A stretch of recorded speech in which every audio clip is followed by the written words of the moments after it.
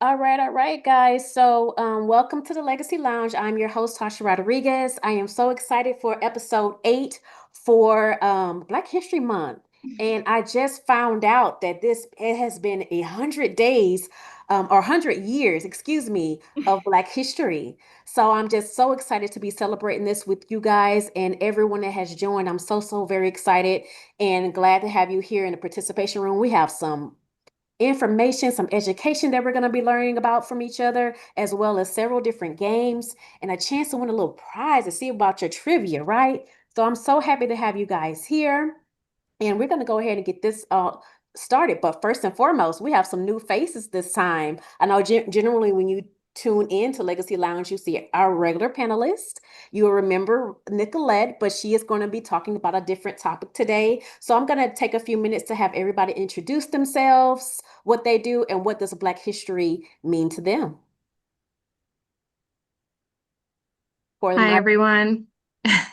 I'll start since I'm usually on here. But tonight's episode was celebrating Black History Month. I'm going to be focusing on Jamaica and the Caribbean and how Black history has affected countries outside of the United States.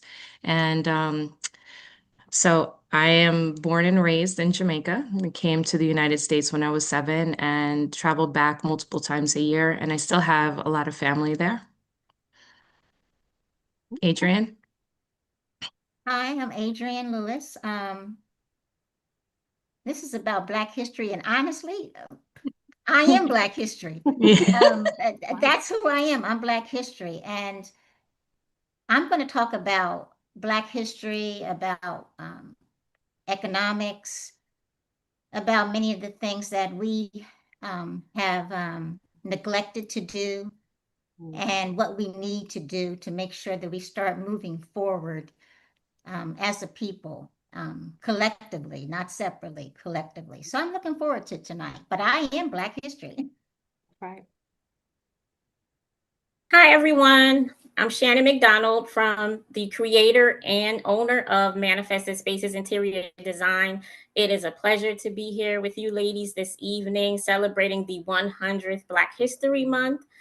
I love to design spaces that not only are functional and aesthetically pleasing, but are intentional, meaningful, and speak to the soul. And I love designing black art, and so I'll be speaking about that tonight.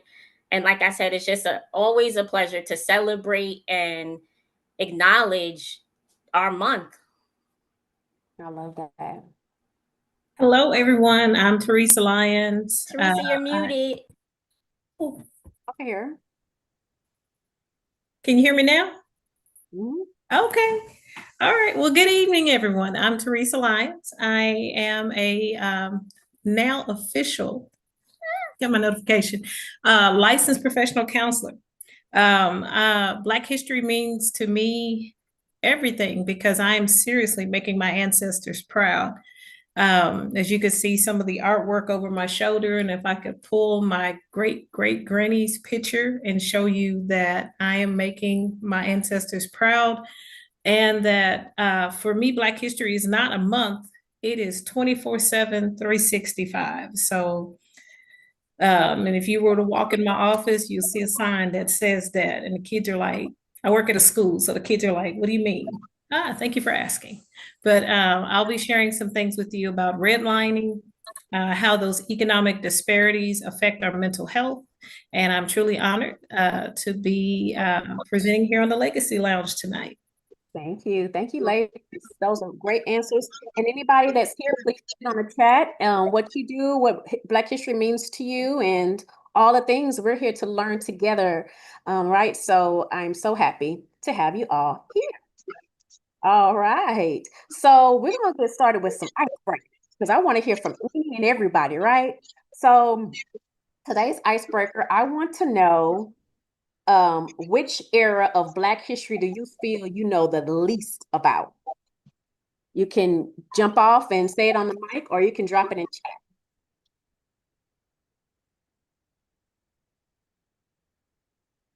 Thank you, Terry or Tony.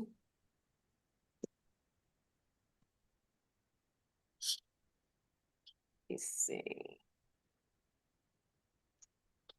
For me, I feel like I know the least about kings and queens because history didn't start with slave ships and slavery. And so I'm just now, not just now as in right now, but in my adult years, learning about the color washing and, you know, people who were Black but are perceived as being either from a different region or Caucasian, and not realizing that a lot of these names that are read about were actually Black people.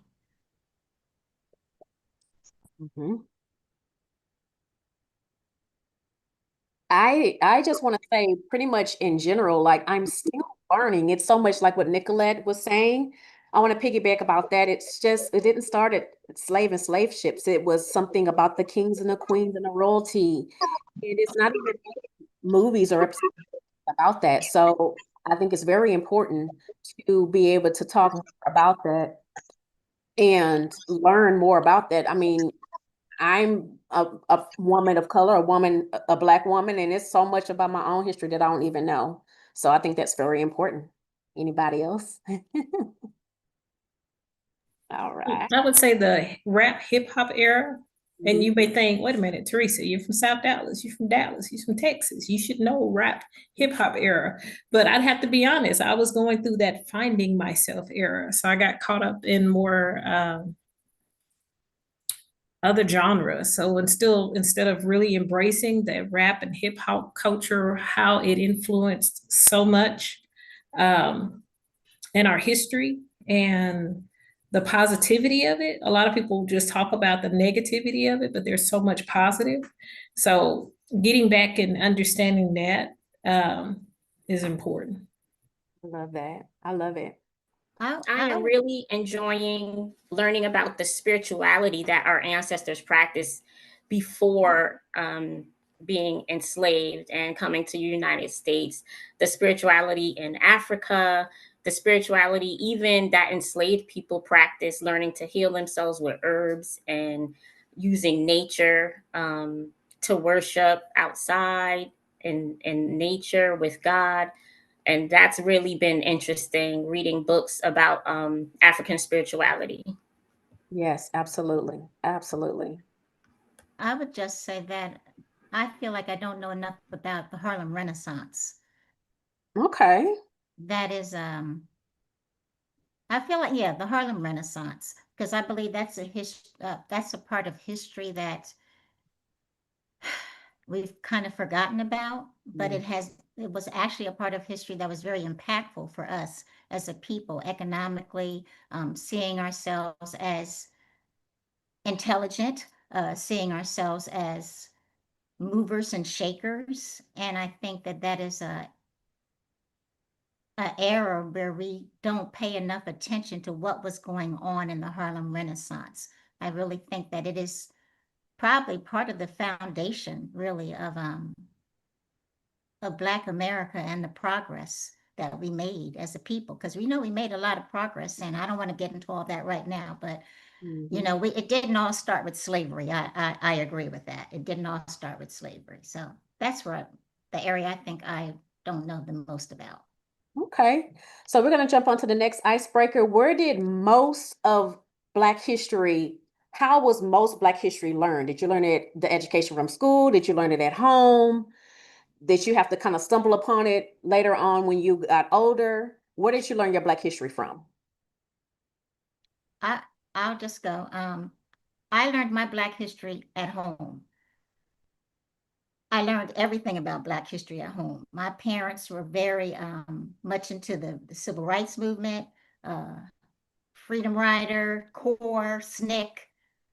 I was boots on the ground probably at 3 and 4 years old on the picket line. So I learned my history at home.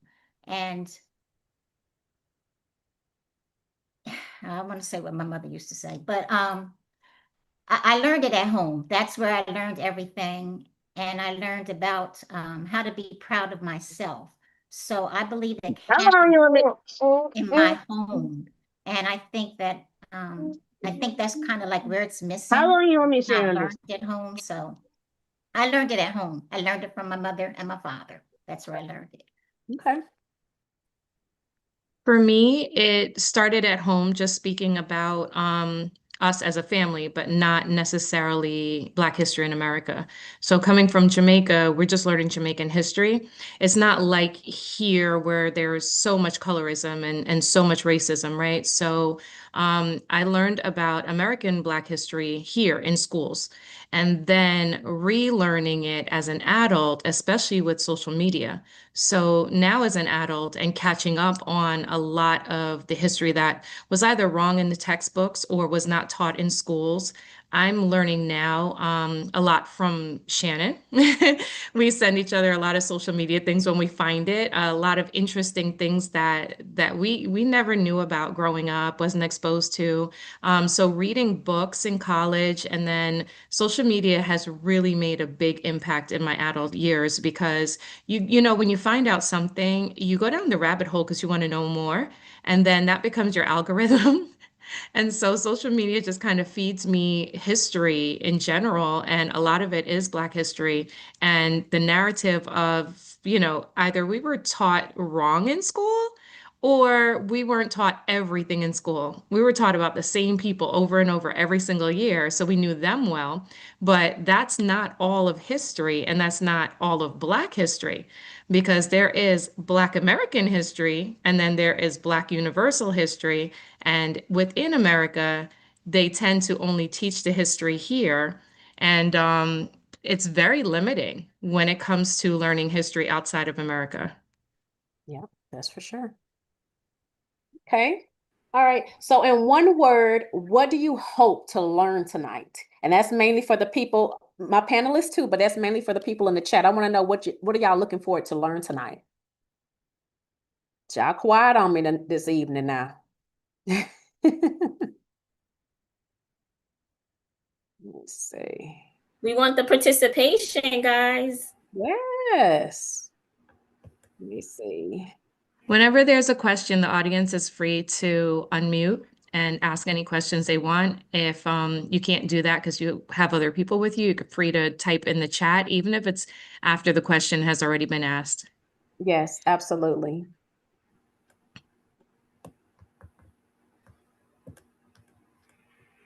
Okay. Let's see what y'all got to say. Learn something that's not commonly taught. Absolutely. Yeah. And the truth about what's actually the truth and not something that's just watered down. I love Yeah, our that. goal is absolutely for you to walk away tonight knowing something you did not previously know. Absolutely. Absolutely. I couldn't agree more. So thank you guys for participating in those icebreakers. Now, first things first, we're going to start off with my co-host, my panelist, my dear friend, Nicolette Namdali. She's representing Jamaican culture. And we're going to start it off with her tonight. And we're going to learn something new just off of that for a lot of people, unless we have some other Nigerian, Lord have mercy. Nicolette and I just went to a Black History event. Was amazing, and it was Nigerian culture, not Jamaican culture, but she was there to represent Jamaica, Algeria, Uganda. It was wonderful. So I I really was actually, yeah, let me just correct you, Tasha. I was actually representing Algeria because my husband's from Algeria. So I had the African table and I was representing all the regions of Africa. But what I did was I had some guests come from Nigeria and Uganda so that they could truly represent their country with their foods, their fashions, and just a cultural history of the patterns in the clothing that are worn and what the meaning of the patterns and the colors are. Yes, yes. All right. So it was wonderful, but we're going to go ahead and dive right into Nicolette. Hey everyone, thank y'all for coming in. I saw a few new people come in, so I appreciate y'all for being here. And all right, so Nicolette, how does Jamaican and Caribbean Black history expand to the traditional US centered narrative? So, the Caribbean history is very similar to American history as far as how it started in those countries. Prior to becoming a predominantly Black country, Jamaica was predominantly Taino, and it's an Indian. So when the Spaniards came to Jamaica, they fledged out a war, tried to enslave the Taínos, and ended up killing a lot of them, right? And then they needed people to work the fields, so they brought in Black slaves from Africa, specifically the west part of Africa. And that is very similar to American culture here, as far as how slavery was introduced to America with the slave ships. It was also introduced in the Caribbean island the same way. All of the islands in Jamaica are affected by slavery and the slave ships. That part of history is very similar for us. But since 90% of Jamaica is predominantly Black, we don't have the same colorism or the same issues as in America. Okay. All right. And I'm so sorry. What lessons from Marcus Garvey and global Black movements still apply today? So Marcus Garvey was teaching about ownership, legacy building, and ownership, not just having income or having money, but owning things, owning businesses, owning land, things that you could pass down, generational wealth. A lot of that has been blocked in America throughout the years, giving Black Americans a later start than anybody else. And being in the financial field like I am right now, I'm seeing that every single day. I meet with a lot of families. Most of the Black families that I meet with, they definitely have a late start, but they're open to now accessing the education that they can get from someone like myself and understanding that the educational part of ownership or startup or changing your bloodline or lineage comes through financial freedom. There may always be the fight on fight as far as having equal rights here, but now the access to the education for the financial part is available. And the more you know, the more you're educated, you can make more educated decisions, right? And knowing somebody in finance, I'm going to tell you,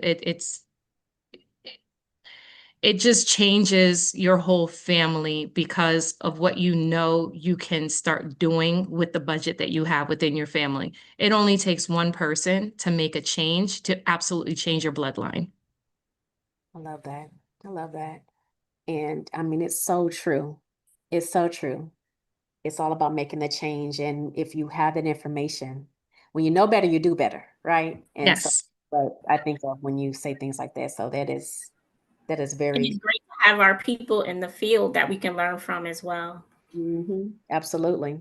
Absolutely. Yes, and someone relatable. I have families that speak to me that they know that I can relate to the struggle that they're having, not necessarily because I had it here, right? But I can relate to the culture here. I understand the culture here. All of my friends growing up were Black and brown people. And so I've been to their homes. I understand their stories. Their parents have told me their struggles. And in understanding that, when I hear from my clients that they don't have access to certain things, or I have money, but I don't know what to do with it. That's probably one of the bigger ones. I have money, but I don't know what to do with it. And it goes back to what Marcus Garvey was saying. It's okay to have the money, right? It's okay to have the income, but what you do with it is actually the most important part. That money does not die with you, right? If it's cash, it's going to get spent. But when you build a legacy and you build a name for yourself, for your family, that goes on for generations. Yes, absolutely. So I dived into this because since I'm the host and I have to come up with these questions and everything, I had to do all kind of research. I'm researching Black history, African history, Jamaican history, honey, and I haven't even hit the surface. But something that was very interesting to me that I was talking even to Shannon about, and I had to switch out one of these questions because I want to learn, I want to dig deeper, right? I want to learn about these Maroons. I want to know who they are, their effect, and what effect that had on Jamaica, because I never even known anything about any of this. So all of Yeah. this is So the Maroon people were the Indians that were in Jamaica. Christopher Columbus, the same way he affected the United States, affected Jamaica. He thought he discovered something, so he called the islands there the West Indies, thinking that he had sailed to India. couldn't be more wrong, right? But tried to enslave everyone. There was a rebellion, and the Maroons moved up into the mountains of Jamaica, which a lot of people can't navigate into the mountains. And they ended up basically coming to a war with the Spaniards and winning that war. And then the English came in and kind of colonized Jamaica a bit. They didn't have any slaves, but what happened in Jamaica while under British rule, or I shouldn't say rule, under British protection, it more is under British protection. The Brits were able to basically allocate land to other countries outside of Jamaica, and they did a worldwide call for labor in Jamaica because Jamaica was the #1 producer and exporter of sugarcane in the world. And because of the strong British influence, a lot of people came to Jamaica, creating a sort of a melting pot. And when they did that, there was a lot of unity, a lot of out of many one people, which is why a lot of Jamaicans refer to themselves just as Jamaican and not like I'm white Jamaican, black Jamaican, Chinese Jamaican. We're just Jamaican because we all have the same exact struggles. We all have the same kind of success. We all have the same storyline. So unlike America, in Jamaica, we are just Jamaican. There's no other history for us except the history of Jamaica as one people. Here in the US, it's a bit different. But yes, Jamaica started with the Maroons and then became a melting pot of some sort from people from many different countries coming there, including my own lineage that goes to Cuba and I think Germany or Australia, and then Lebanon and Scotland, Ireland. So I come from a melting pot, but at the end of the day, I am Jamaican. Mhm. Okay. So how did the British treaties with the Maroons reshape power dynamics in Jamaica, and why is that moment historically important? That's historically important in Jamaica because of the freedom struggle, really. So Jamaica gained its independence from England or UK, and that was massive in Jamaica. And that's been like 60 years now, right? Which is not that far back in history. 60 years is it was just a drop in the bucket. And the only thing that really had an impact with that, though we gained our independence from England, Jamaica's economy started to collapse. Because with a lot of countries around the world, you'll notice that a big power country will come in and try to help with the infrastructure. They'll try to help with import export because they're actually making a lot of money off of it. And once that country wants their independence and no longer wants your hand in their pocket, they pull everything from you, all funding. And not just that, but they will collaborate with other countries to not be importing your products anymore, which is what happened with sugarcane in Jamaica. And the economy really started to collapse after that. And at one point, the Jamaican dollar was just as strong as the American dollar. And now it's like 125 to 1 or something to that effect.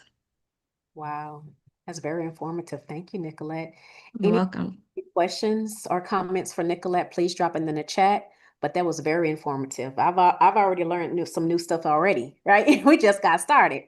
All right. So we're gonna mosey on over to some open discussion questions so I can hear from you guys in the chat as well as just everybody across the board, right? So we're going to talk a little bit about Lake Lanier. So places like Lake Lanier and Black neighborhoods that were displaced or redeveloped, how have you heard or what have you learned about those in history?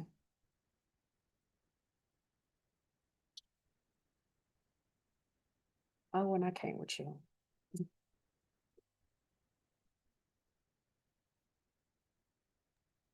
I'll entertain him in the chat. Yes.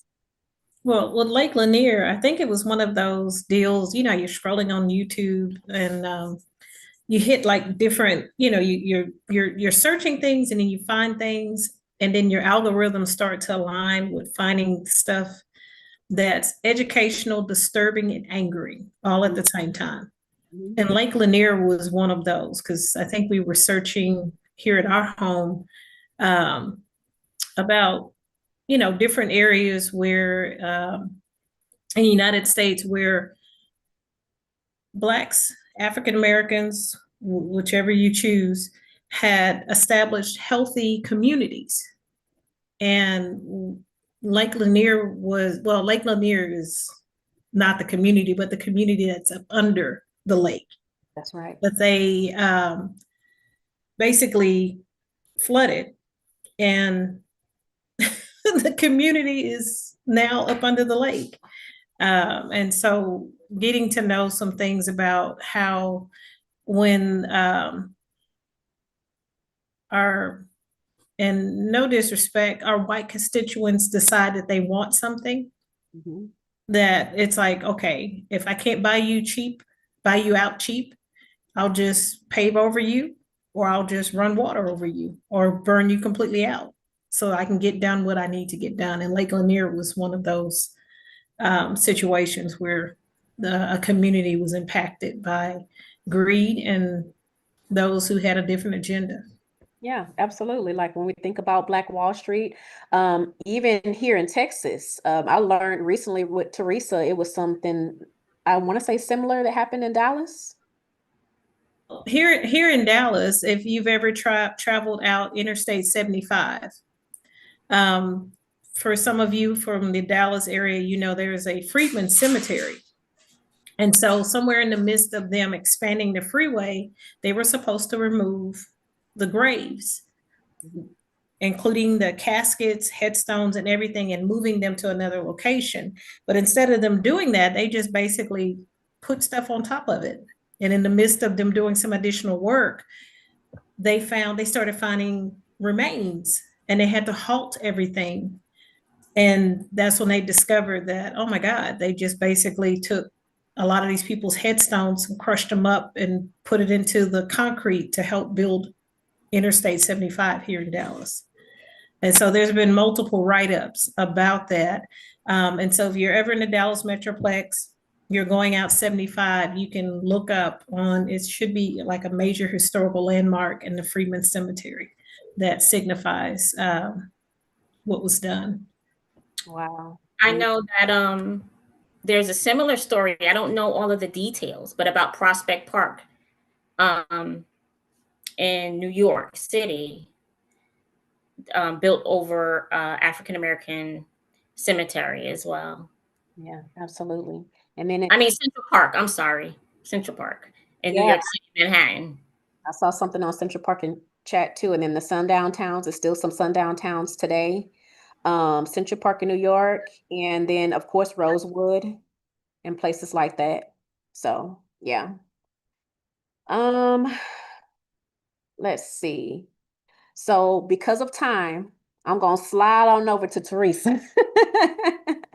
So we can get some of these mini games and things of that too, and everybody have a chance to speak. So if you have questions, we can hear from you guys. So Teresa is over our mental health, presenting mental health and different things that happen in the community as well. And we're just so happy and honored to have you as part of the podcast tonight. So my first question for you is, how did redlining and blocked loans affect the Black families historically? Well, and then I'm going to do a quick disclaimer. I am a dog granny, and my daughter left her dog with me. So if y'all hear whimpering in the background, I'm not abusing a dog. He's spoiled and he's trying to get my attention. But to get back on task with this, with all of the, and any of you ever just Google redlining, and there's these amazing maps that pop up that were generated in the 1930s that had specific Black communities that they had deemed, let's see, I want to make sure I use the wordage that they use, that they discouraged lenders to lend to these predominantly Black neighborhoods because they were considered, the Black residents were disproportionately labeled hazardous.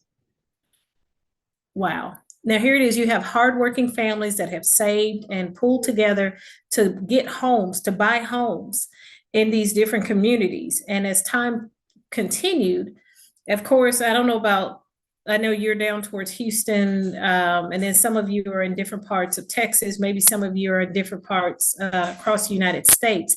But here in Texas, as more Black families moved in certain communities, white people moved out.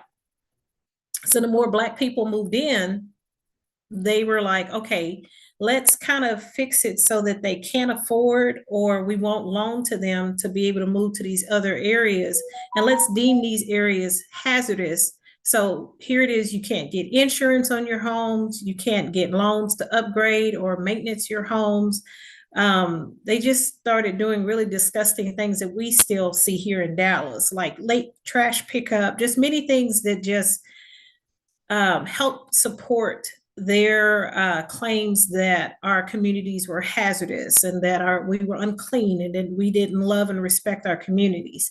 And so with the redlining came about, and some people say it ended by law, but if you live in certain parts across the United States and you are a Black American and you go to apply for certain loans and insurance and things of that nature, you will find that you're being denied and their justification just doesn't line up. So long story short, that's where redlining started to take place back in 1937. And they say they ended it, but to be honest, depending on where you are and what you're trying to get, it has not.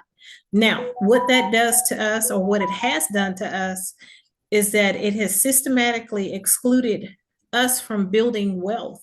And it reinforces a sense of being marginalized and the injustice, and that social stigma starts to affect us. I don't know about you, but when many of you were getting first established and trying to maybe get your first apartment or your first house, what that did to you psychologically when you had to go apply for an apartment or the loan for your first home or your car, the stress that's there of like, am I going to get approved? Even though my husband and I both were working, we thought we had fairly decent credit, and to be denied. And then you're like, well, what am I doing wrong? And that starts to play on your psyche of like, I'm still not good enough. Yeah. So this chronic exclusion, and it shapes a community identity and self-perception. And what a lot of this, and we know that these types of actions, systemic actions, span back, of course, way before redlining, but that kind of stress and that kind of discrimination, it affected our ancestors as well as us now. And it builds a distrust among us. This just because I'm looking across the desk at a Black or brown agent for a bank or something like that, but there's still this level of distrust that we have that, oh, I'm going to get denied. I'm happy to see a Black person across from me, but that doesn't mean necessarily that this is going to work in my favor. So there's levels of distrust, that even working on your self-esteem as an employed, you would think credit-worthy, hardworking American, that, you still haven't arrived. Mm-hmm. Of course, there's distrust to our financial institutions. So a lot of us just were like, okay, I come out better if I can just rent. Why give all my money to these people? Mm-hmm. There's those things that when you go to buy a home, you may hear those comments of like, well, why do you want to do that? Mm-hmm. Not knowing psychologically that this whole insecurity and this distrust starts to play on us when we do decide that, hey, I've saved my money for a decent down payment. My credit is good enough. I can qualify for the loans. And then you begin to second guess your ability to attain what they call the American dream, owning your own home. Right. Yeah. Okay. Okay, so yeah, that's really good. And I think that everybody at some point or another probably have experienced something like that. So let me see, somebody put something in the chat. Let me take a peek and say financial advisor. Okay, Dre. Is there still experiences today? Yeah, that's what I was gonna say. I want to say as early as maybe a few years back, Wells Fargo and I want to say Bank of America had some lawsuits or something against them for those type of things. And then I thought about gentrification. that also affects a lot of people. Oh my, and I'm just gonna drop a note on that. I did some research today. I'm from South Dallas, born and raised. And so I researched what is the average cost for a new home in South Dallas. And even looking at where my granny's house was, we have houses now in that area that range from in the 200,000s. I found one that was $500,000. And the median income in South Dallas is in and around $45,000 to $50,000. Make that make sense. Right, exactly. And that's gentrification at its finest. And they say, oh, apply for these programs, go to this new home buyer, and we'll give you $10,000 to help you put a down payment on the home. What is $10,000 going to do on a $500,000 home? That's right. For a family that makes maybe $50,000 to $60,000 a year. Yeah, absolutely. That's true. Okay, so I'm gonna ask you one more question, Teresa, for time constraints, so we can get to the other ladies as well and get to our mini game. So since you are mental health, I feel like it's good to ask you this particular question. Why is mental health essential in the Black community, in the community, but the Black community? Because we know sometimes it's considered taboo in our community. Very much taboo. It's kind of that stigma. The first thing I hear from people when I talk to them, number one, about being a licensed professional counselor, oh, you work with them crazy people. I'm not crazy. No, being crazy, that no.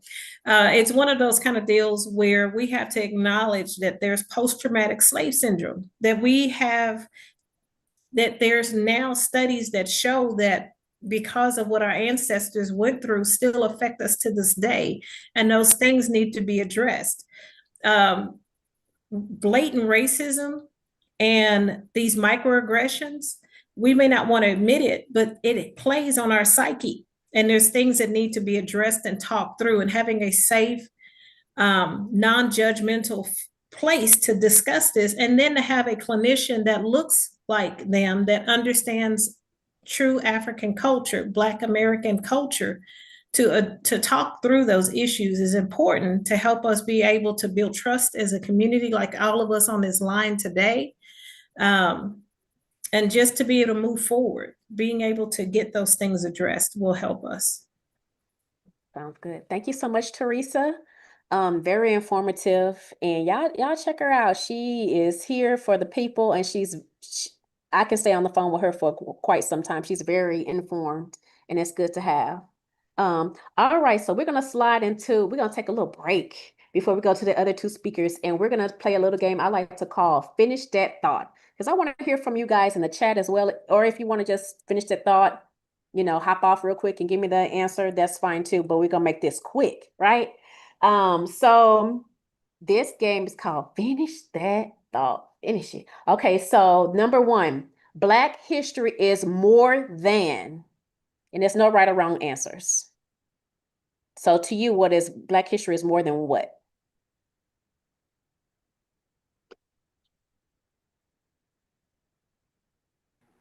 Black history is more than Martin Luther King, Rosa Parks, and Harriet Tubman. Yeah. I just have to say that. Exactly. Yeah, I like that in the comments. More than slavery. Like I said earlier, our history starts way before 1619. Yeah, absolutely. Black history is American history, period. Civil rights, yep. One of the things I touched on yesterday is Black history is actually more than just Black people, because we affect everybody. We affect all history. So when history is taught and it's separated into Black history, it's only because the history was changed a long time ago. So to play catch up, we now have to have Black history, right? But history of Black people affects everyone. It's really everyone's history, and everyone needs to learn about Black history to see how their lives today was affected by it. If they are privileged, it could have been affected by Black history. If they are not privileged, it could have been affected by Black history. If they have technology, like a cell phone, that's Black history. Okay. My next one is a historical truth that surprised me is Black presence in the Bible. Okay.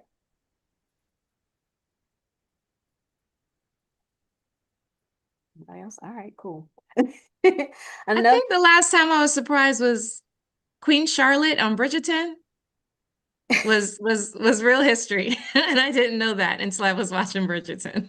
Yes, yes. I haven't gotten on the whole Bridgerton. Um, oh Lord.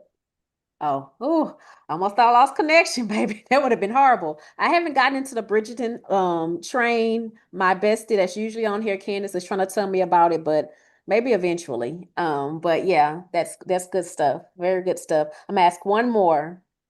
Um, Something that I was never taught in school is The Black Wall Street, right there in Oklahoma, right up the freeway, basically. mhm, the truth, right? That's what I was thinking too. Let's talk Yeah. about it. Yes. Our I'll say the stories truth. of winning. Yeah. You know, there's so many, like we were talking about the other night with the Maroons, and they revolted and they won. The Haitian Revolution, they revolted and they won. They always tell the stories of how we were captured and tortured. They're not empowering. Well, for me, my experience of what I learned about Black history in school was not empowering. That's I'm true. like Roderick, finances, how to build generational wealth. I would say also, we always hear the story of Abraham Lincoln freeing the slaves, and I was always taught that Abraham Lincoln didn't free any slaves; he fired the slaves, Mm-hmm. and that was because of economic reasons, Yeah. because it cost too much. It was costing him too much, and so that's not taught um, properly and correctly, and so. That was always see in my house it was taught that he fired them. But Yeah. when I got to school I was taught that he freed them, and so uh, to me that is like that's one of the things for me, I'll say. Yeah, for sure, for sure. So we're gonna slide on over to Miss Shannon. Shannon McDonald, and let me get this right, because I was trying to call her an artist, our interior designer in Black art. And so let me share my screen. So she's gonna go ahead and get started, but I'll share my screen because she has a few pictures of people that have inspired her. I really wanted to be able to show some of her beautiful art, but I just didn't have the time for that. So Well, um, interior design is a form of art. yes. Let's see. All right. So Shannon, how has art interior design historically preserved culture and identity within homes and common spaces? So for me, intentional design includes the owner's story, their lifestyle. Um, I thought I lost you. Their culture, their heritage, their legacy, their passions, their design style. It could be in the small details. Culture can be displayed through color, through patterns, through textures, or it can be in a large statement piece like African art or statues. It could be furniture. Um, when that culture is shared, when the space is shared with others, the mood, the frequency, the identity, and the culture of the space is preserved through sharing that, because intentional interior design will spark a conversation, emotion, and thought. Okay. Yes, ma'am. Yes, ma'am. So the next one, what meanings are embedded in design elements that people overlook? Um, so I'm going to talk about art.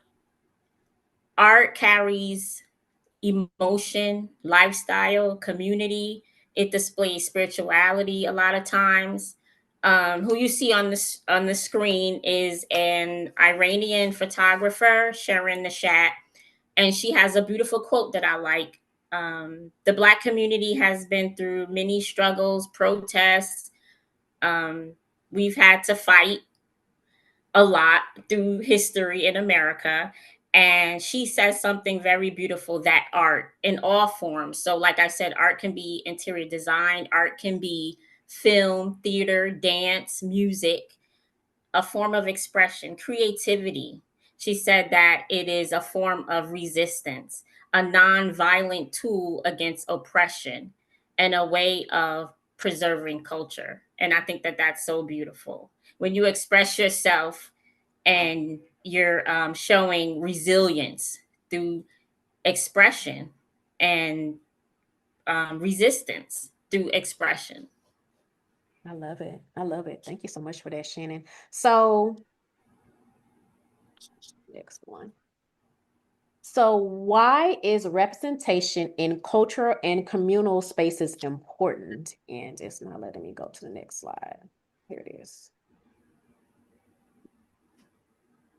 So in communal spaces, we're thinking of museums, public art displays, government buildings, educational institutions, financial institutions.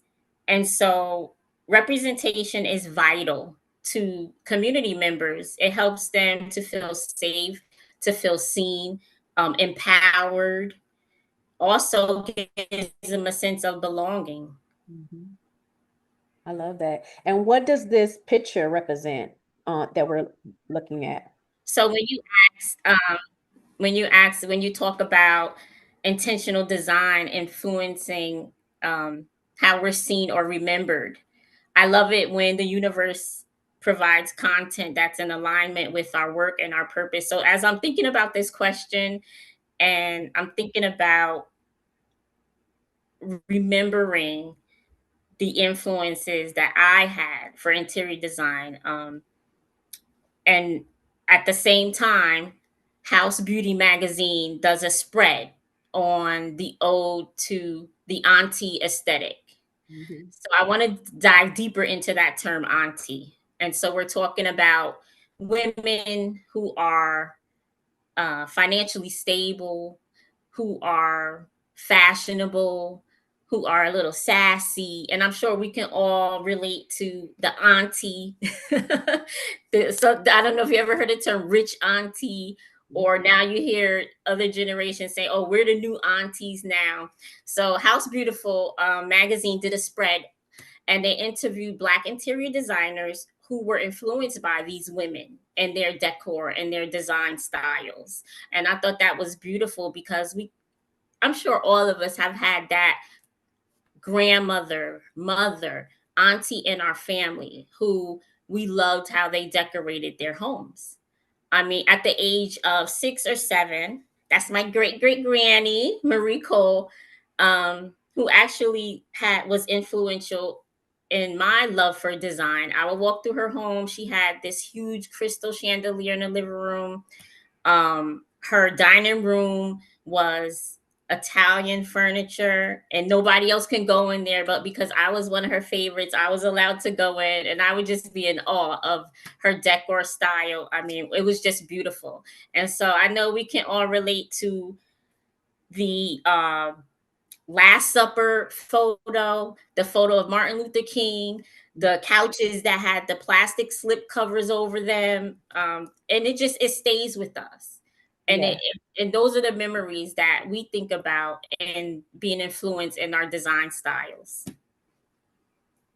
Okay, I love that. And I even think about like the design when I think about like that Good Times picture with the people doing movement or the various different comedians.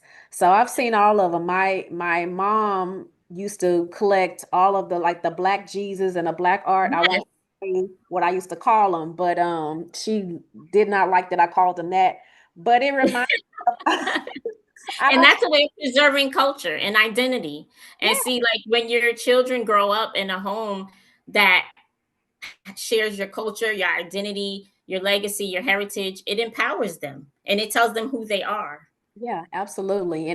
But the little black little figurines, it made me think of, I don't know if y'all saw that horror movie, Tales from the Crypt or whatever, Tales from the Hood. Well, Yes. it made me think of those. And so I was scared of the little things for a while. But now that I know more about the arts and all those things, then I can really appreciate it. But I think every black household has had at least one or two people that have some black art or something like that in it. And so And so it's important to have that. Thank you so much for that, Shannon. Very, Welcome. and something to kind of give us a little show and tell. So that's always pretty interesting. All right, so we're gonna mosey on over to Adrian. Last but definitely not least, and she's gonna talk. She first and foremost, Adrian is a retired African American Studies history teacher, among several other things. So we're gonna learn some good juicy stuff tonight, and I'm just very excited with the time that we have. And if you would like to stick around, I would love to hear what you have learned most or what stuck with you most. And then we're gonna go ahead and slide into our Kahoot trivia game. And we have a few prizes that you guys can possibly win tonight. So stick around. All right, Adrian. So we're going to go ahead and get started. So your first question is, what examples of Black economic success are often under-taught? Well, first, let me just say that I'm actually a retired English teacher, and it Oh, was always a battle for me, okay, history, English. okay. And I always used to say that I should have just gotten a history certification because I know that, and there's probably some people might even be on here tonight that I taught, but I always taught history in the English. So that's really my forte. But examples of Black economic success and what is undertaught. What is undertaught is the fact that, okay, we'll just bring up the Black Wall Street. Okay, we'll talk about Greenwood, Tulsa, um, Rosewood, Mount Bayo in Mississippi. I just learned a new one. I learned this from my son. There was a historic Overtown in Miami, which was considered to be the Harlem of the South. In all of these communities where we were, economics was very important. The dollar stayed in our community. It stayed in our community. It went from hand to hand. We had Black doctors, we had teachers, we had pharmacists, we had doctors, we had lawyers, we had the store was owned by us. Everything within our, we didn't have to go outside of our community. And what's undertaught now is that we seem to feel as if we have to go outside of our community to be successful because Mhm, the dollar stays that. I believe I was looking at some statistics and they were saying in the Black community, the dollar stays in the Black community like 6 hours. mhm, Like in a white community, 20 days, and maybe a Asian community, maybe 30 days. That's a problem. So what's undertaught is the fact that we can be economically successful as a people. And one of the reasons that that's a problem is because, see, it matters how history is taught. And cultural memory is not taught and transmitted in school. Memory is transmitted at home. And that's where the problem lies because we don't teach it in our home. When our children go outside, they don't see themselves as being successful because we're not teaching it in our home. And then when they go out into this world is not going to encourage them to be successful at all. And so, what is undertaught is the fact that we can be economically successful, and we have to teach them the history of our past in hopes of, at this particular time, honestly, in the world in which we're living right now, we have to hope that they can catch on to that because they have to understand that as a people, we are very powerful if we would use our money. See, we use our money for Louis Vuitton. mhm. We use our money for that, but we won't go over to Miss Mary's store because Miss Mary charges too much. But Yeah. it's okay to pay Louis. So that's what's undertaught, economics and the importance of it in our community. Okay. That's really good. And I think we can all relate and understand that very, very well. Thank you so much for that. So, how did education, trade skills, and entrepreneurship work together historically? Well, this is interesting about education. And I'm just going to use an example from my family. My Uncle John was a truck driver, Mhm. and they had one of the nicest houses in the community where we lived. I thought they were so rich. My aunt was a teacher. Now that's unheard of today because I'm educated. I'm not going to marry a truck driver.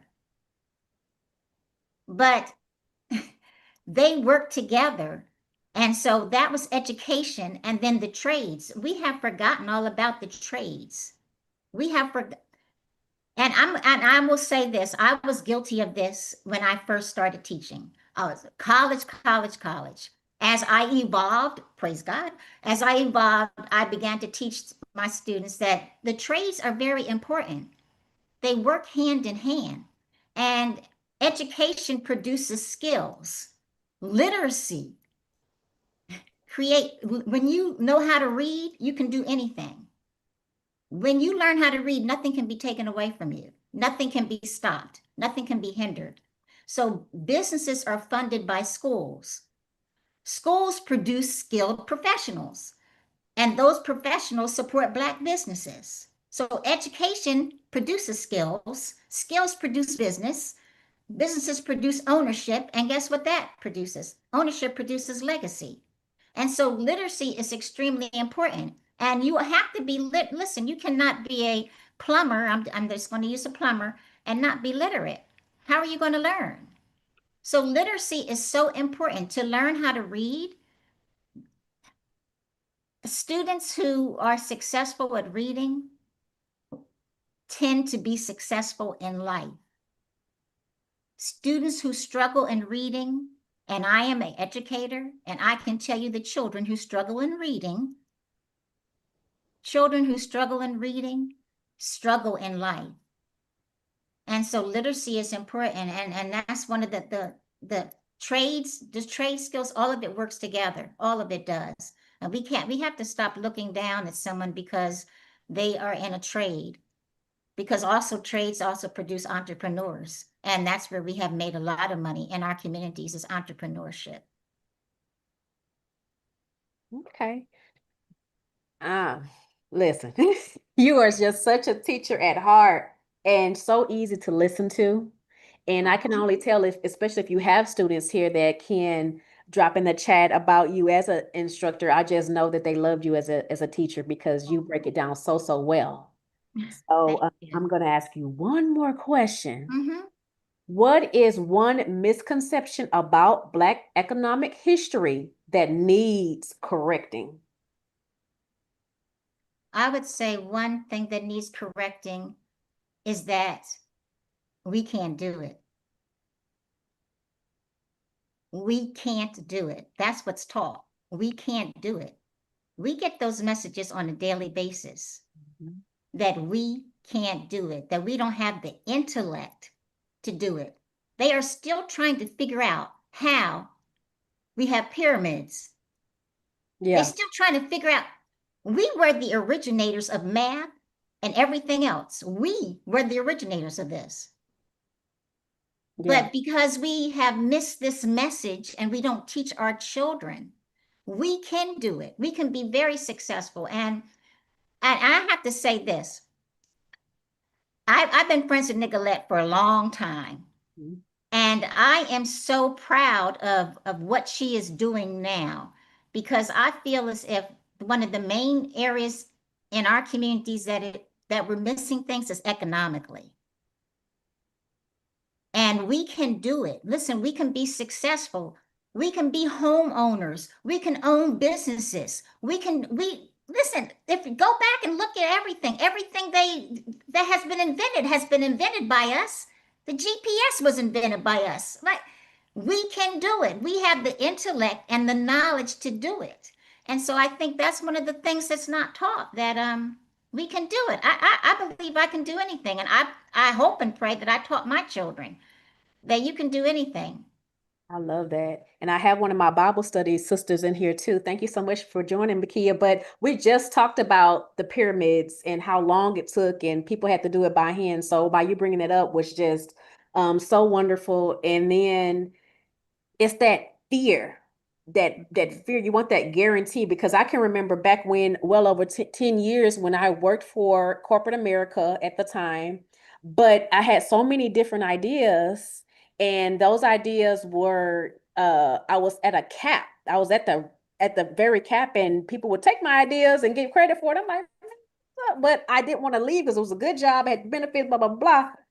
And just one day I just got tired. And I said, you know what? I'm gonna take the leap. I'm just gonna believe in myself and just create a business. I don't really know how this is gonna work, but I just left. And my only regret at that particular time was I wish I would have did it sooner. But it's a lot of it is fear. Well, can I just, Tasha, can I, oh, go sorry, ahead, I just go ahead. wanted to touch on what Adrian said about owning businesses and also being literate. So Adrian and I met because I owned a business in New Jersey. And at my salon, I remember vividly this family came in, and one of the little girls were Black. And I told Adrian this story because I still remember it so well because it was shocking to me. She was from a biracial family, so her siblings were, white, Black, and she was one of the little Black girls. And I was giving her free services, her and her sister, because I owned the business. And she was like, "Don't you have to check with your boss? I don't want you to get in trouble." I said, "I am the boss. I own this place." Mhm. And she's like, "But you're brown." I Oh, said, "Well, what does that mean?" She goes, "I've never seen a brown person owning a business." I said, "Well, yes, sweetie, I own this business and you're going to get all your services for free today." And when I tell you that that hit my heart, like it was so impactful because I knew other brown and Black business owners, but apparently this little girl did not. And if she ever went into a business that was owned by a brown or Black person, she did not know that. Nor was she treated like a princess for being there and knowing that you can get anything that you want. Somebody just has to show you and treat you like the queen or the little princess that you are. absolutely. And that's why representation matters. True. Can I drop one more little nugget? Okay. The importance of us reclaiming our African minds, developing your own learning centers. Invest in these books now. We're watching these books go up drastically, be it from Amazon, half price books, eBay, wherever, however you need to get them. Start educating yourself, start securing books to develop your own libraries. Because come on, a former educator and I work in the education system now. They're banning books. So we have this vast list of banned books. Okay, yeah, they're banned at the school, but that won't prevent us as parents, as aunties, grannies, uncles, cousins. Instead of $200 for some Nikes, come on, let's go to the bookstore. Let's develop your library. Let's start some reading patterns or something like that, so that our kids, for us as adults, we can recognize, yes, the kings and queens that we are, but we can't do that if we don't educate ourselves and have our minds renewed. That's good. That's Can good. I just bring up two books that I think are important, especially for people who may be out there that have children? Countering the Conspiracy to Destroy Black Boys by, I believe it's Jawanso Kunjufu, volume 1, 2, and 3. Those are good books to have, especially if you have Black sons, because there is a conspiracy to destroy Black boys. As a matter of fact, you can always state, and this is pretty much true, by fourth grade, you will know pretty much if you have a Black male child, you will know by fourth grade whether they're going to swim up or swim down. Fourth grade. Yes, it's so interesting that you said that, Adrian, because once they hit fourth, fifth, sixth grade, the teachers start to look at them differently. They're not cute anymore and sweet. They start to get older, more developed, and the whole outlook changes. And that's so true. And then the other book, and I want to say something else after this. The other book is Why Are All the Black Kids Sitting Together in the Cafeteria? That's a good book. Beverly David Tatum. Because that happens. You see, because we have progressed so, and we go out into these communities where nobody looks like us, and all the Black kids are sitting at the same table. But why is that? And you Shannon, you brought up something, and my grandson is in the 5th grade. And it's not his teacher, but it was a teacher in another class, said to her students that she only reads books of people who look like her. Mm. Wow. So you know what she looks like. And so my grandson found out about this and he was very upset about it. And he always comes home and tells me different things that are going on in the school system. And he listens to everything. And I always say, how do you know? He said, because I pretend to tie my shoe. Mm. And this is something that he said to me that really bothered me because his principal was black. Wow. And the vice yeah. the vice principal was black. And that's why, like Tasha said, representation is so important. And he said to me, I know the principal is black, and I know the vice principal is black. And he said, Mom, they're not black. He said they're black, but they're not black. And he said the reason why they're in those positions, now that he's fifth grade. The reason why they're in those positions is so that when parents come, especially if they're black, they can't complain and say it's something about being racist. He said, because you're talking to a black person. He said, but they're not really black. It made me think about Get Out. So I just thought that was so interesting. But then, hey, he's my grandson. It is. It is. I have my cousin in the chat. He's participating tonight and he's a black male educator. And I'm so proud of him. He's going on to get his doctorate, Michael Atkins. I don't know if he wants to say hello or not, but I just want him to know how important it is for him to be a black male educator. And when those young black boys look at him and they see him and they know, okay, they feel seen, they feel safe.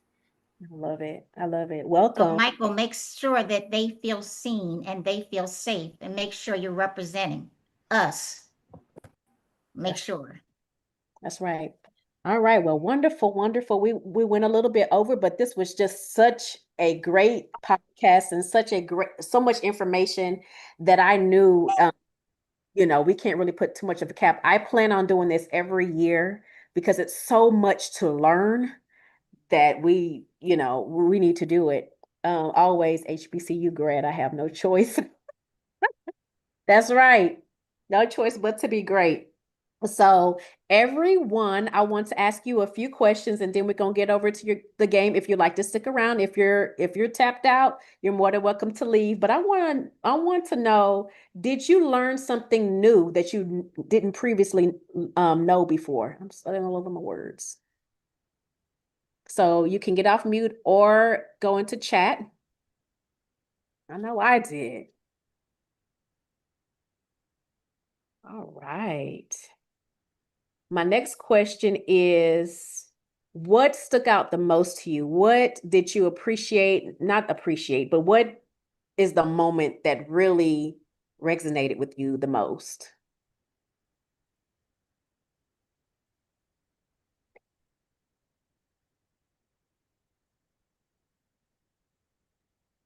So I'm going to come off mute. I think collectively learning a little bit about everybody's specialty really resonated with me. I was over here taking notes. I'm constantly learning a Black history in America, and I will probably be a student the rest of my life.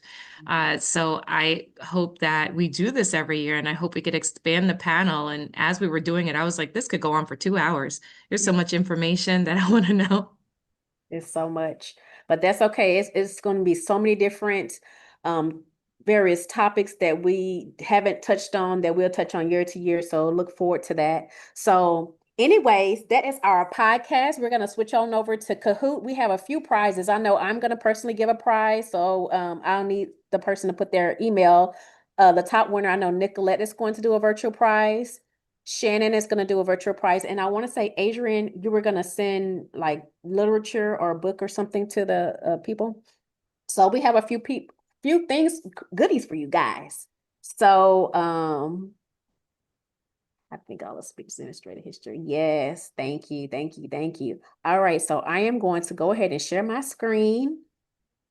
Now, for those that don't know, Kahoot is like a childhood game. And I have it for accuracy because usually I would have it on whoever's the fastest, Owen. But this time you have to get the answers right. This time you're going to get the points if you get the answers right, which I'm pretty sure he's still probably going to win something. But this is for everyone. It's a fun game. And most importantly, you can test what you know. So let me share my screen and get on over to our game. Okay. Y'all bear with me because technology is not always your girl's friend. All right, so let's see. Post live. Come on, don't embarrass me now. Okay.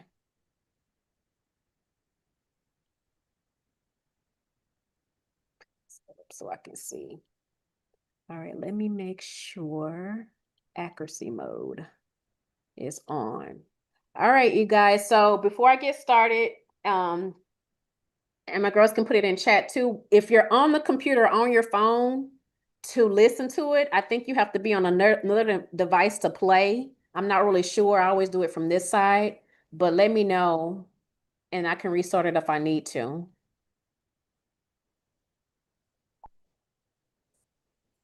Hold on, the volume is down.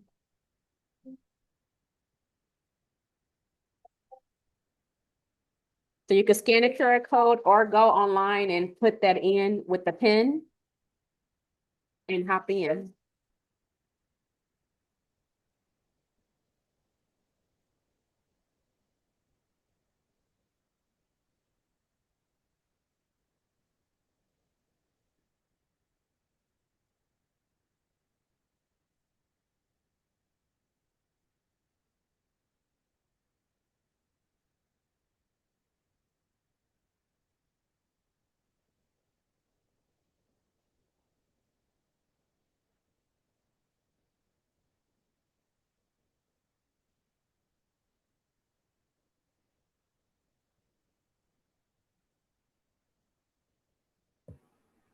Tasha, just make sure they know they need to submit their email addresses for the prize. Yeah.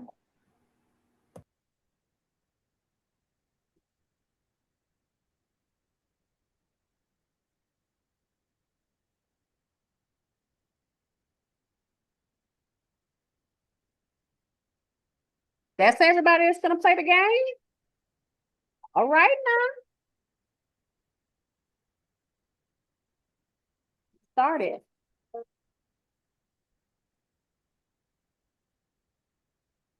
I don't need no tutorial. You got this.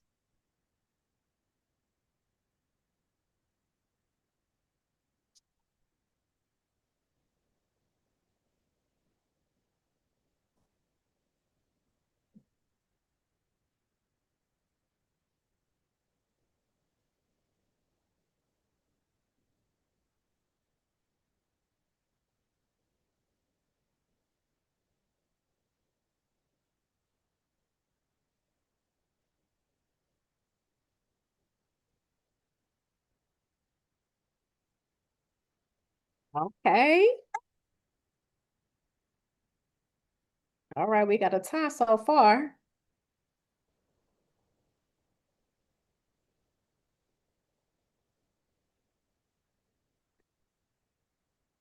Tulsa's Black Wall Street was the wealthiest Black community in America. In the early 1900s, Greenwood, Tulsa had thriving businesses, banks, theaters, even private planes. Black doctors, lawyers, and entrepreneurs built generational wealth. But 1921, All right. All right now. Good job.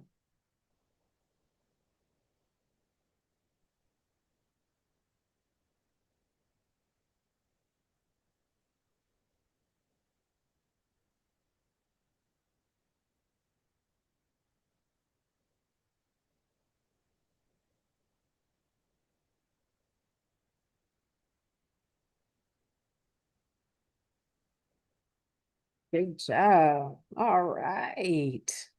Somebody been listening tonight?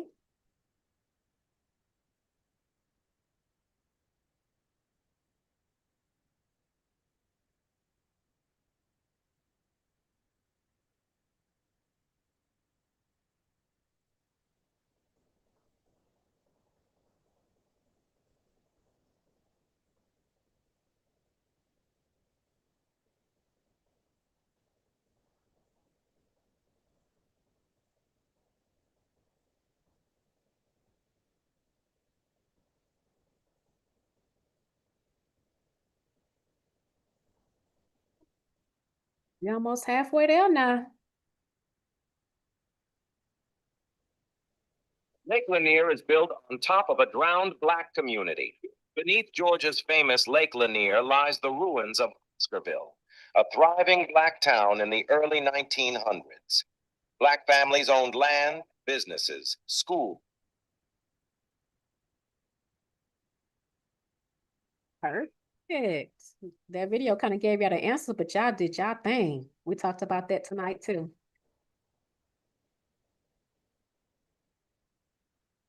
I should have did accuracy and speed because y'all too smart. Good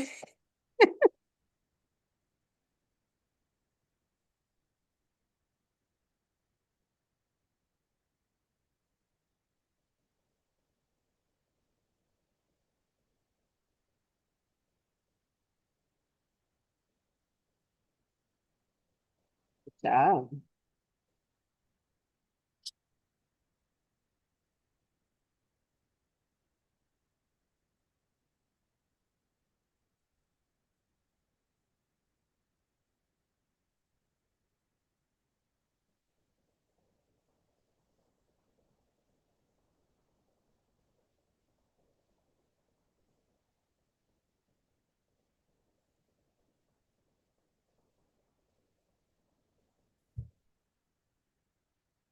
Okay. All right, Lions. 3 more.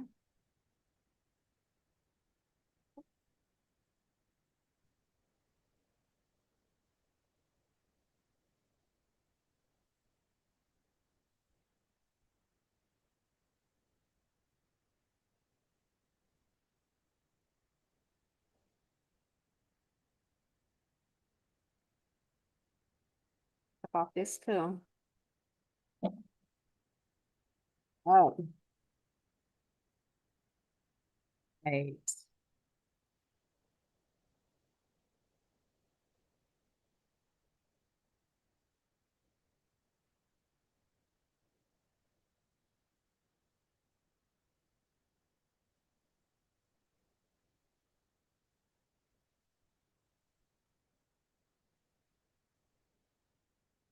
I know this now.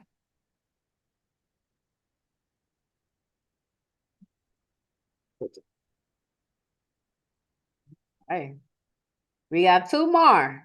Let's see. Let's finish strong. All right, Jamaica.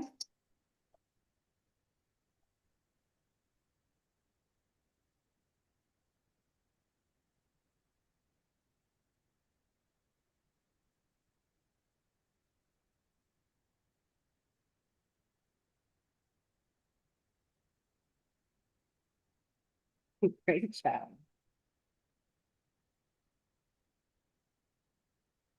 Last one.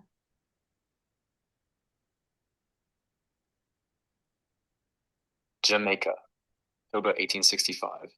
March for Justice met with 5 kings and a nation changed. Story 55s. On October 11, 1865, Baptist Deacon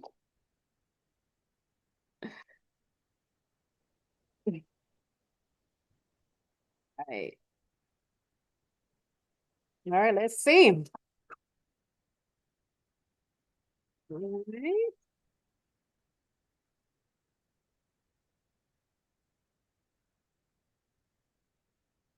Michael?